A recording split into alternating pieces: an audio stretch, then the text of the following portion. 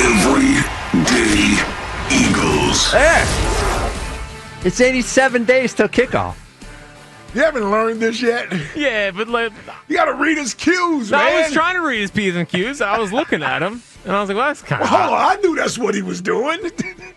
You got to listen for the tone. He said 87 days. Yeah, but I thought it was an awkward setup. I'm going to be honest with you. Yeah. I don't like. Rod doesn't like when I say the name of the thing and then the sounder also says the name of the thing. You're taking notes from him?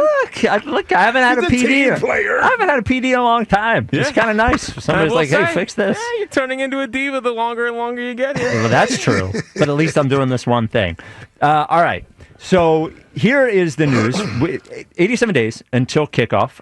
Eagles versus Cowboys. Counting down. We're mostly doing question every day.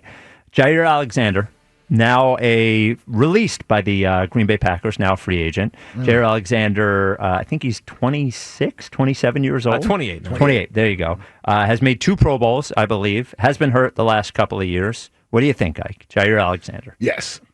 Quick yes. Yes. Okay.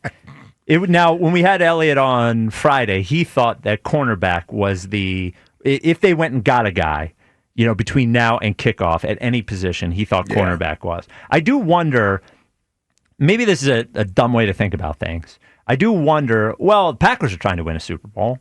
Why don't the Packers want Jaire Alexander? Yeah. That's what goes through my head. Banged up a lot. Yep. 7 games I think he's played the last 2 years. 7 games each of the last years. Yep. It's Green Bay. Yep. No, they don't want to overpay anybody. No, yeah. So I get it. Maybe he needs a fresh start. And I know he's been banged up. Here's the great part about this. They're releasing him. So you don't have to trade for him. Exactly. Right.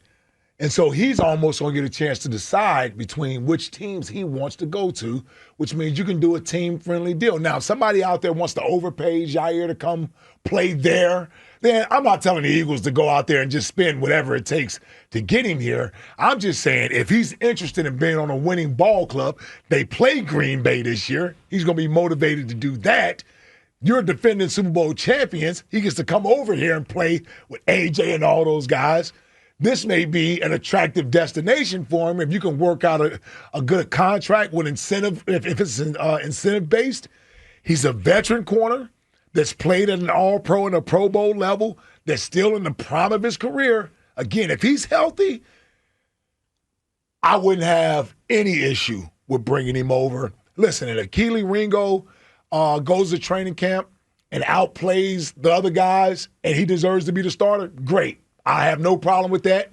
I still want the veteran here. As a matter of fact, I would rather have him than Adoree Jackson. Oh, well, yeah. Yeah, so I'm there. And here's the other thing that I like about him. He has swagger to him. Does he? Yeah. I don't know much about him. He has swagger to him. There's a confidence level there to him. Now, got to back it up. But once upon a time, he was able to back it up. He didn't mind going up against AJ, didn't mind going up against Justin Jefferson twice a year out there in that conference. He was one of those matchup type of corners. So maybe you get him here, he's motivated, he's re-energized, and he's playing in a great defense.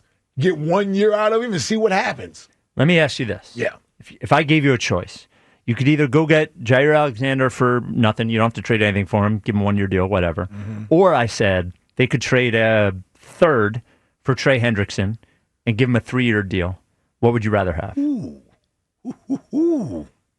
Now, Trey Hendrickson is older. He's not going to get Myles Garrett money. He's not going to get, what's his name in Dallas? Michael Parsons. He's not going to get Micah Parsons money. Maybe pay him, I don't know, $25 million a year or something like that. Do you think, what would you rather have? Because I would still rather have Hendrickson. Yeah. Probably Hendrickson. I'm still more worried about edge than I am about corner. Yeah, probably Hendrickson. If you're asking me, just which of the two, yep. Yeah, I probably could go with Hendrickson. Jack? You know what, sorry. though? You're going back. You're giving up a lot to get Hendrickson and paying a lot of money. Yeah. Well, you probably don't have to give up a lot. I wouldn't even, that wouldn't concern me if they'd be willing to do it, because if they trade for him, that means they're willing to do it. Here's what I would say. I probably have more confidence in the young players at that position than I do at the cornerback position. That's fair. Not this is excluding Quignon and those guys. You're talking about Ringo. Yeah, and on that other side. It's Ringo, Adoree Jackson, and Eli Ricks? Eli Ricks, yes. Yeah. So I would probably go with Alexander for that. So, yeah, I slightly lean towards Alexander more than Hendrickson. And if you're just talking about at their best, I think Alexander's a star. As Hendrickson, I know, had a great year last year. 2 years. 2 years. Yeah. But I think that Alexander's a better corner than Hendrickson's in that Is direction. it? Yeah. When healthy. Yeah. No, that's a big if.